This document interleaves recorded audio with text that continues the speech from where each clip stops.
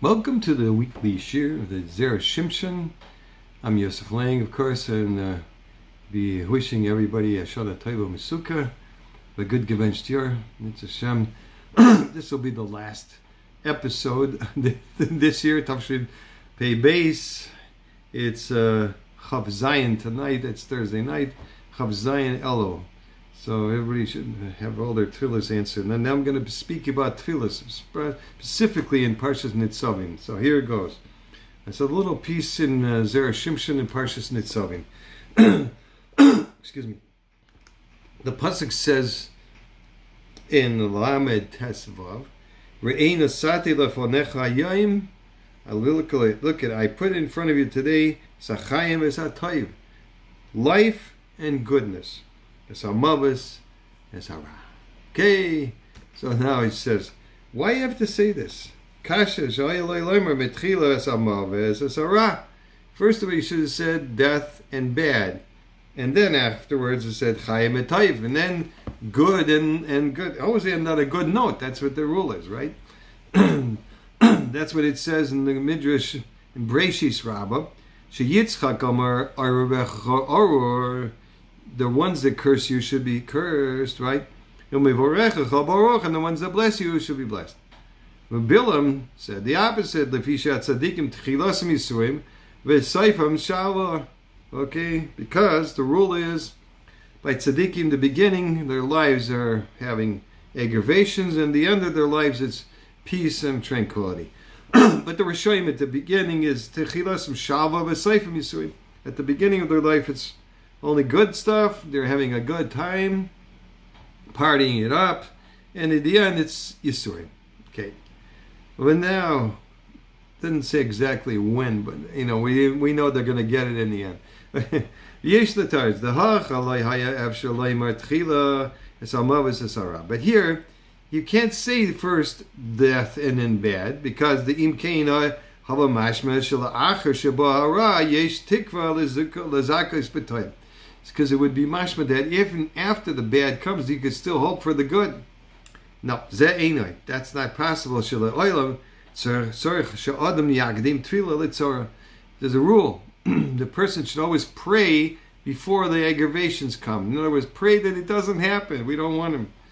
And furthermore, the Gemara Baba Kama Daf Pei on base says, "Delis haninelis loibe mehero tipotach." A closed door, in other words, in the heavens, if the doors are closed, doesn't open easily. Mishum hachi hiktim hachayim hatoiv. That's why first in the pasuk here it says chayim hatoiv, and then she dabek ba'elu, because what's chayim and what's toiv? Torah and mitzvahs, right? Therefore, you should cling to those before before the evil comes, the bad comes. Furthermore, yesh lahaktos actually saw a pasuk, and you can ask on this pasuk lefi mai the alminim perakava the tainis and daf chesam with base the ki yahiv rachmana saiva lechayehu the yahiv. So when Rachmana gives good satiation, he gives it to lively people, the live ones. The yahiv lo yihava tzarich kra lemeimer. The pasuk doesn't have to say that. El ro'ei nasati lefnecha atayv. Okay, because Chaim, you don't have to say. He just gives it to the good. Good he gives. Because yesh toiv v'vada yesh hachaim. Because if there's good, for sure people are having a good time, are living. Olama kasav nami esachaim. Why do you have to say esachaim? Esachaim esatayv. Both. To repeat both. Yesh devar lish defarish the fisha rishoyim kruyim mason, because wicked are called dead even when they're alive. Tfilasam eina nishmas, and their prayers are not answered. The Chesiva says, I'm going to read the pasuk in Yeshaya. It's in Yeshaya Aleph Tesvav 15. Farischem kapechem alim einai mikem. When you spread out, lift up your hands in prayer, I will turn my eyes away from you.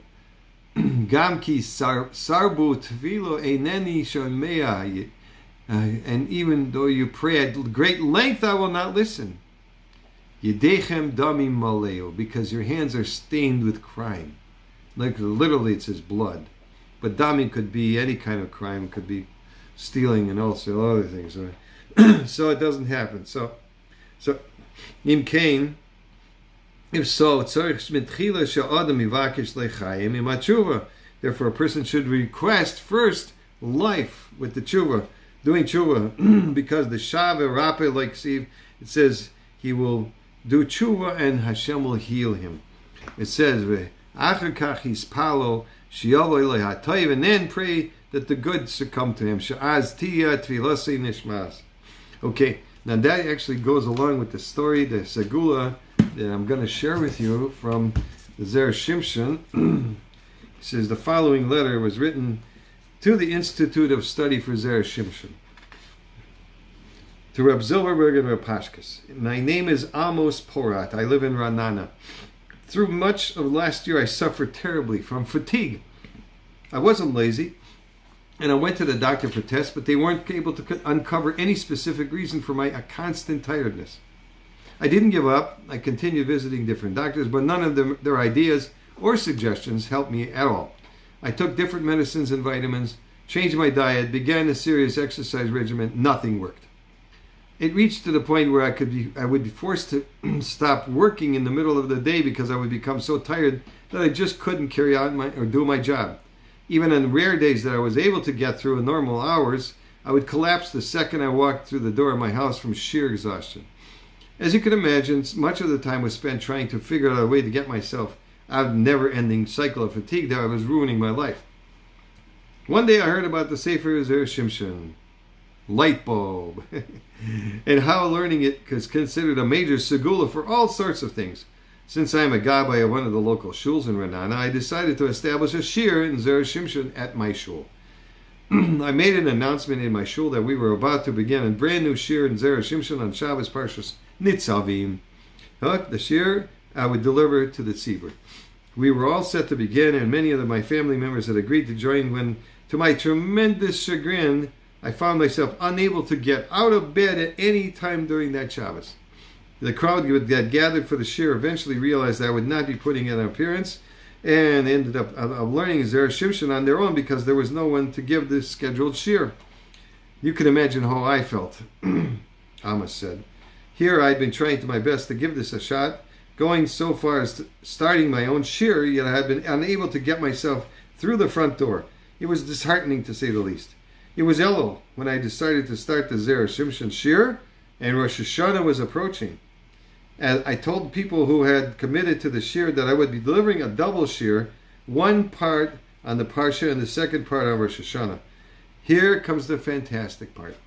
I finally managed to deliver the shir, and to my great surprise and relief, my fatigue problems vanished. It was absolutely incredible.